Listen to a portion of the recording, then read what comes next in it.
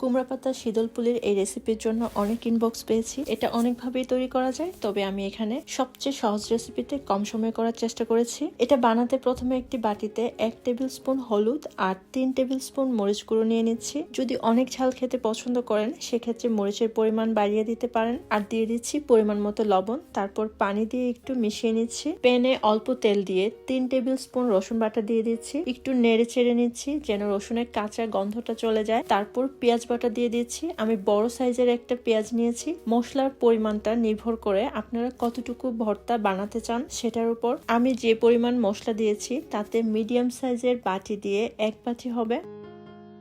এখন মিক্স করে রাখা মশলাটা দিয়ে দিচ্ছি। একটু নেড়ে ছেড়ে আগে থেকে পরিষ্কার করে রাখা শীতল শুটকি দিয়ে দিচ্ছি। এখন অল্প পরিমাণ পানি দিয়ে কিছুক্ষণের জন্য ঢেকে দিব, সাথে শীতল শুটকিটাকে একটু ভেঙে দিব।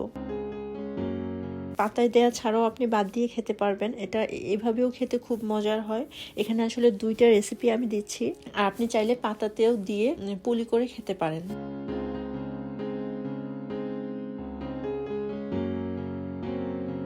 এটাকে অনবরত নেড়ে পানিটাকে একদম শুকিয়ে নিব। যখনই দেখবেন পানিটা একদম শুকিয়ে গেছে তখনই বুঝতে হবে এটা রেডি। এখানে কিছু কুমড়া পাতা ভালোভাবে ক্লিন করে নিয়েছি। পাতায় শীতল ভর্তা দিয়ে দিচ্ছি। চারিদিক থেকে ছড়িয়ে দিতে হবে যেন পাতায় ভালোভাবে লেগে যায়। এখন চারদিক থেকে পাতা ভালোভাবে ভাঁজ করে নিচ্ছি। একইভাবে অপর পাতাও করে নিচ্ছি।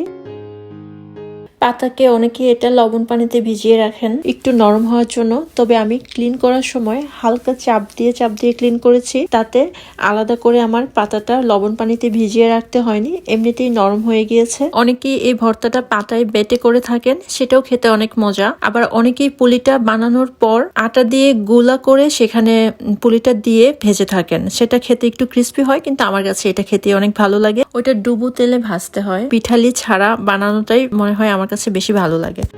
প্যানে তেল ব্রাশ করে নিচ্ছি। বানিয়ে রাখা পাতায় মোড়ানো পুলিগুলো দিয়ে দিচ্ছি। অবশ্যই প্যানে তেল ব্রাশ করে নেবেন, বেশি তেলে ভাজবেন না। বেশি তেলে ভাজলে এটা একদমই খেতে ভালো লাগে না। কিছুক্ষণের জন্য ঢেকে দিচ্ছি। কিছুক্ষণ পর এদিক সেদিক করে দিচ্ছি।